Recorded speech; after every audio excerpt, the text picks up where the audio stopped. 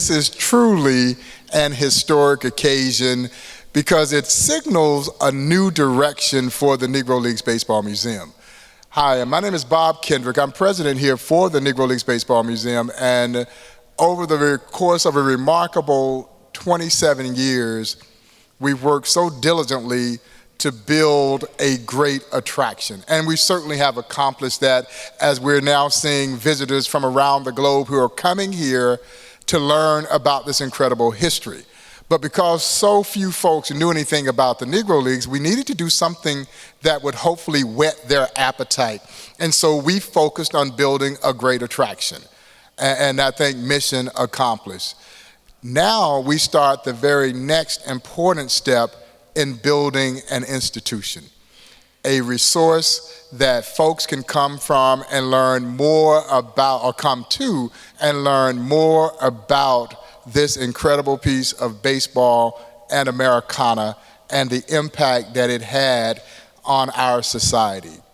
And so there are so many unsung heroes, as we refer to them here at the Negro Leagues Baseball Museum. John Donaldson is one of those unsung heroes.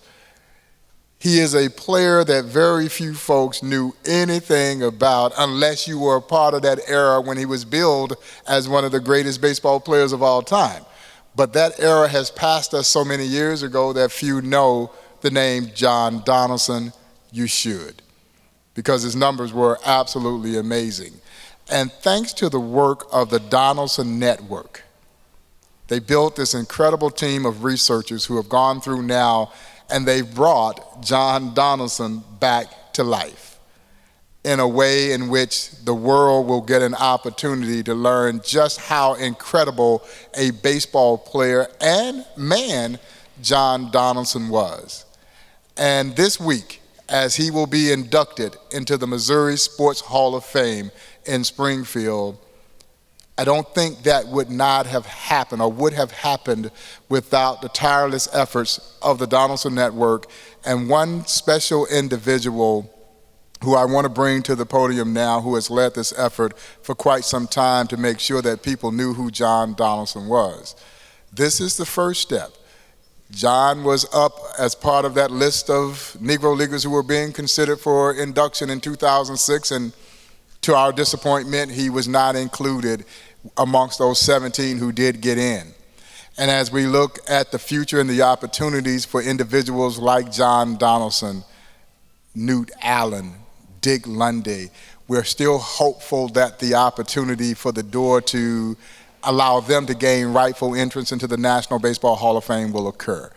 But again, because this is a game of statistics and data, probably even more so now than ever before with all the saber matrix and all of this stuff that is far too complex for a simple mind like mine, the work that the Donaldson Network brings quantitative statistics to the forefront about these guys.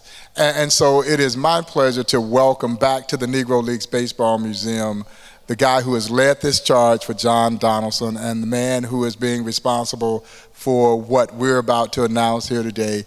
Please welcome, all the way from Minnesota, Mr. Peter Gorton. Thank you. Hi, I'm Pete Gorton. I came from Minneapolis, Minnesota with my wife and family. I want to thank Bob and the Negro League Baseball Museum for recognizing John Donaldson. I'd like to thank some also researchers who helped us along the way. The Donaldson Network was put together because John Donaldson's legacy was thought to be impossible to find. Scattered over 25 states, over 550 cities in the United States and Canada. We decided that we had to figure out where he went for 33 years of his baseball career. We started a calendar and putting together dates everywhere he went for those 33 years, and we came up with some astounding statistical analysis. 2,200 ball games that he played in, 671 pitching appearances, which came out to be 401 wins, over 5,000 verified strikeouts. These aren't strikeouts that someone said he did. These were written down in newspapers and documented. It's very important that we are accurate and we're able to see every newspaper that we had. Nearly 6,000 documents we were able to find on his career, something that people thought was impossible to find. We were able to put it all together, and I'm excited here today to be a part of this announcement and let people know on behalf of the 550 researchers of the Donaldson Network who were contributors that we are going to help renew Buck O'Neill's legacy and try and get John Donaldson's information into the Buck O'Neill Education and Research Center.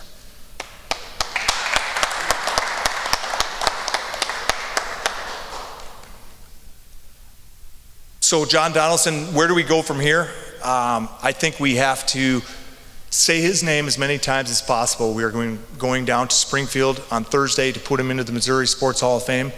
We need to tell future generations how great he was, because time simply forgot about him.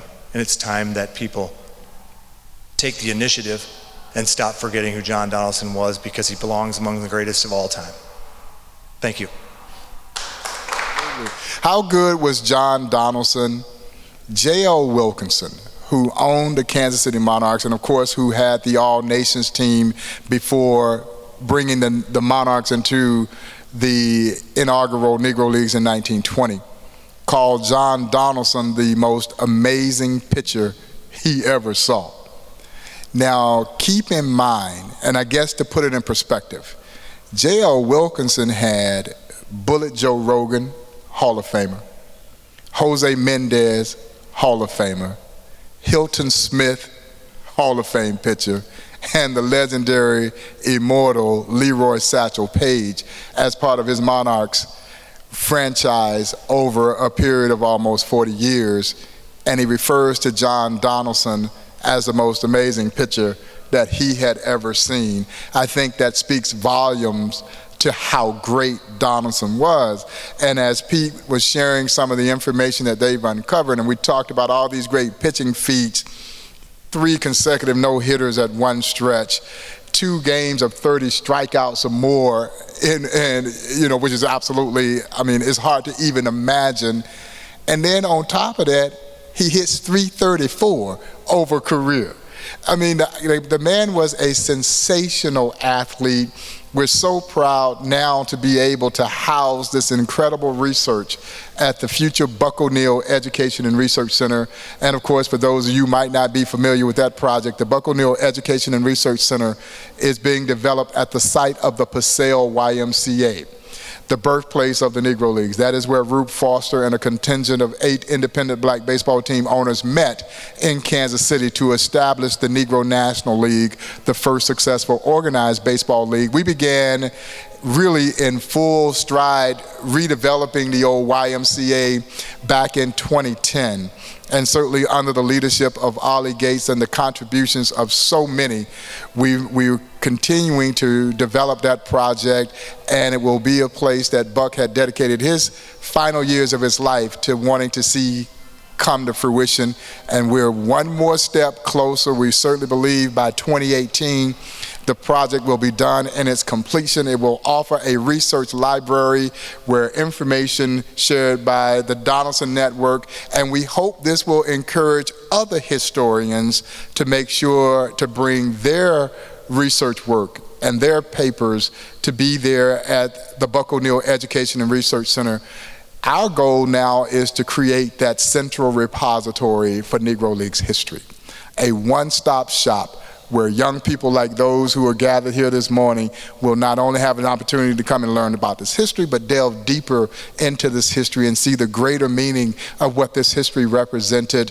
That will take place at the Buck O'Neil Education and Research Center there at the site of the old Passaic YMCA. Pete brought just a sampling of some of the materials that have been unearthed through countless hours of research to give you all just a small indication. And all of this information, once it is collected and gathered and stored at the Buck O'Neil Education and Research Center, will be available for public consumption. And that's exciting for us because in the end, that's what we are. We are a community resource.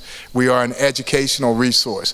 And I also want to thank my colleague, Dr. Raymond Doswell, who is leading that charge for us, particularly along the education front for the work that is being done. And I think we're all so excited about this next step for the Negro Leagues Baseball Museum. So Pete, I want to, on behalf of our board of directors here at the Negro Leagues Baseball Museum, I want to welcome your beautiful family back to Kansas City. I want to say personally thank you for the effort to help make John Donaldson remembered.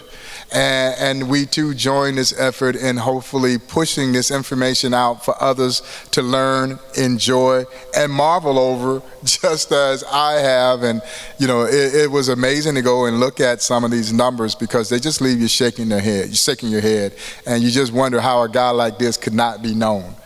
But thanks to the work that you all are doing, John Donaldson's name will become a household name. Thank you so much.